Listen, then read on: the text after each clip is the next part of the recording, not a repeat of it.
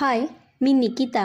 Ratnagiri स्टँडपासून 38 kilometre अंतरावरील राजापुरातील देवघळी कशेळी समुद्र किनाऱ्यावर जाण्यासाठी 55 रुपये तिकिटामध्ये कशेळी बांधा या स्टॉपला उतरलो.